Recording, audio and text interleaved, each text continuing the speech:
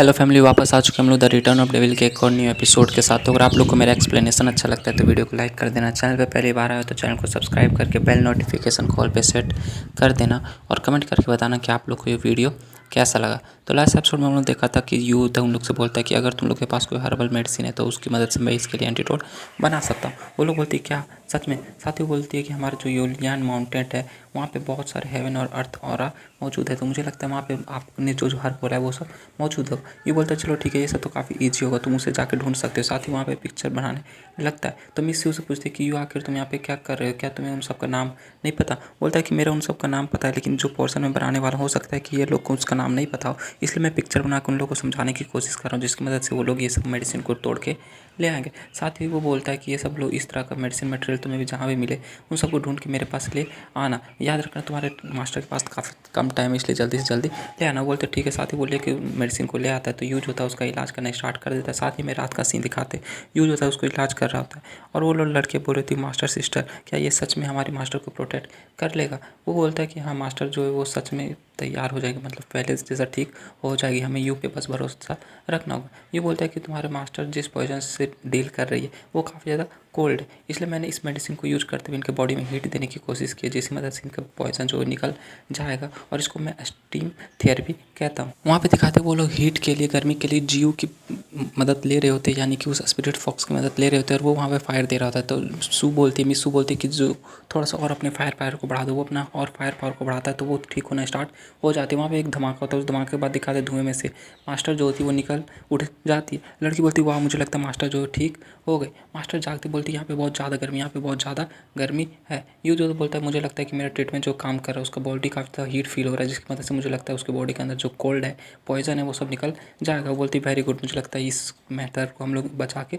रख सकते। तभी उसे मास्टर को दिखाते वो अपने कपड़े उतारना स्टार्ट कर देती। बोलती है यहाँ पे कुछ ज़्यादा गर्मी है, वो उतारना स्टार्ट कर देती है। तो उसके जो डिसाइबल होते बोलते हैं मास्टर आप ऐसा नहीं करो, आप तो यहाँ पे अपने कपड़े क्यों उतारो? साथ ही भागते हुए उस कमरे में चले जाते, बोलते कि मास्टर प्लीज़ ऐसा मत करना, अगर आपने अपने कपड़े को उतारने की कोशिश की तो आपकी ज़िंदगी में कभी भी शादी नहीं होगी, प्लीज़ ऐसा मत करना। साथ ही मैं नेक्स्ट सीन कुछ दिनों बाद का दिखाता है। मिस सू जो थी यू के साथ बैठ के प्रैक्टिस कर रही थी, मेडिटेट कर रही थी, और उनके दरवाजे के बाहर वो दोनों मास्टर्स आ जाते हैं स्वॉर्ड सेक्टर के। वो बोलते हैं मास्टर यू मिस सू क्या आप लोग अंदर है, क्या हम लोग अंदर आ सकते? वो दरवाज़ा खोलती है, मिस सू दरवाज़ा खोलती बोलती है कि सिस्टर एंड यू आप यहाँ पे? बोलते हैं कि आपका मिस्टर यू का बहुत बहुत शुक्रिया कि आपने जो स्टीम थेरेपी का यूज करके मेरी बॉडी को रिफाइन किया, ट्रीट किया, उसके लिए मैं आप लोगों को शुक्रिया करने आए हूँ। मैंने कुछ सुना था, मैंने ये सुना था कि आप दोनों यहाँ पे जेड लोटस स्वॉर्ड सेक्टर में इसलिए आए क्योंकि आप दोनों मुझसे मिलना चाहते थे। ये बोलते हैं कि हाँ मैं आपको सीधा सीधा बता देता हूँ कि हम लोग यहाँ पे वो मैप को ढूंढने के लिए आए हैं जो कि हमें लॉन्ग जू टॉम तक ले जा सकता है। मुझे पता चला कि वो मैप आपके पास है। बोलती है कि मास्टर यू मिस्टर यू आप ऐसे कैसे सोच सकते हो कि वो मैप का टुकड़ा हमारे पास होगा?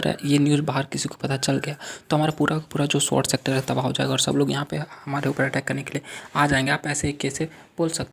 वो यू को उल्टा सीधा सुना रही थी, लेकिन तब तक उसकी मास्टर उसको रोकते हुए यू से पूछती है कि मुझे सोचने दो, आखिर तुम्हें वो इमेज वो मैप क्यों चाहिए? मिस सू जो थी आगे आती है और काफ़ी पंप अप होते हुए बोलती है कि हम लोग उस इमेज का उस मैप का यूज़ करते हुए जिंगटियान लिंगजाओ और जितने भी बुरे लोग उन सबका ध्यान अपनी तरफ खींचेंगे, और वो लोग जब हमारे पास उस मैप को छीनने के लिए आएंगे तो हम लोग उन सबको पीट डालेंगे। मास्टर से बोलते हैं कि हम लोग ने कभी भी जिंगटियान लिंगजाओ के बारे में नहीं सुना जिसके बारे में तुमने कहा था, इसलिए हम लोग वो मैप का टुकड़ा जो तुम्हें नहीं दे सकते। मिस सू से बोलती है कि आखिर ऐसा आप कैसे कह सकते, क्या ये राइटियस सेक्ट यानी कि स्वॉर्ड सेक्टर की जिम्मेदारी नहीं है कि जितने भी बुरे लोग उन सबका खात्मा हो जाए?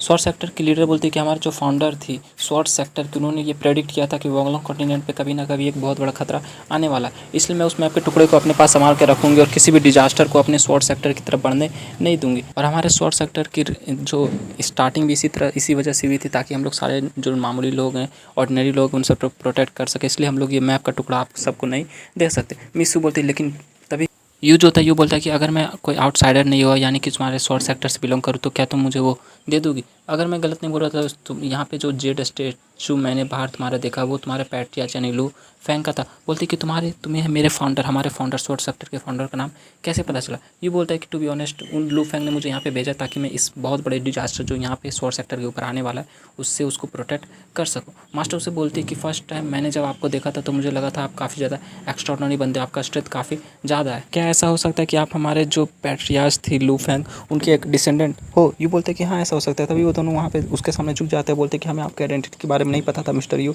इसलिए हम लोग ने आपको इतने ज़्यादा परेशान किया, प्लीज़ हम लोग को माफ़ कर दे। साथ ही मास्टर उसके सामने बोलते कि मास्टर लू फेंग ने कहा था कि हज़ारों साल बाद यहाँ पे उनका एक डिसेंडेंट आएगा और जो कि वोलोंग कॉन्टिनेंट को इस डिजास्टर से बचाएगा। आपको देखने के बाद मुझे ऐसा लगता है कि आप हमारे जो पैट्रियार्च लू फेंग थे उसके 40th जनरेशन के ग्रेट सन होंगे। ये बोलते हैं कि हाँ तुम इस तरह से समझ सकते हो। साथ ही मनी मन सोच रहा था कि अगर मैं इस सिचुएशन का एडवांटेज लूँ तो अगली बार जब मैं उससे यानी कि लू फेंग से मिलूंगा तो मैं उसे ग्रेट ग्रैंड मदर कहूँगा। साथ ही मैं नेक्स्ट सीन अंडरवर्ल्ड का दिखाते हैं जहाँ पे लू फेंग जो होती है छींक रही होती है, तो उसके पास सुसु आती है। सुसु बोलती है कि आंटी आपको क्या हुआ, आप इतनी छींक क्यों रही हो? बोलती है पता नहीं, मुझे लगता है कि कोई मुझे याद कर रहा होगा या फिर कुछ अजीब मेरे साथ हो रहा है। बोलती है कि आंटी मुझे समझ आ गया, आप अंकल के बारे में सोच रही थी, आप सुसु की आंखों से नहीं बच सकती, मैंने सब कुछ आपकी आंखों में देख लिया, आप अंकल को याद कर रहे थे। बोलती कि सुसु तुम्हें इस तरह से बकवास बातें करने की जरूरत नहीं है। बोलती मैं बकवास नहीं कर रही, मैं जो बोल रही हूँ तुम सही बोल रही हूँ। और इसी के साथ जो एपिसोड था यहाँ पे हो जाता। तो अगर आप लोग को मेरा एक्सप्लेनेशन अच्छा लगा तो वीडियो को लाइक कर देना, चैनल पे पहली बार आए तो चैनल को सब्सक्राइब करके बेल नोटिफिकेशन कॉल पे सेट कर देना। मिलते हैं नेक्स्ट वीडियो के साथ, तब तक के लिए bye bye, stay happy, spread love.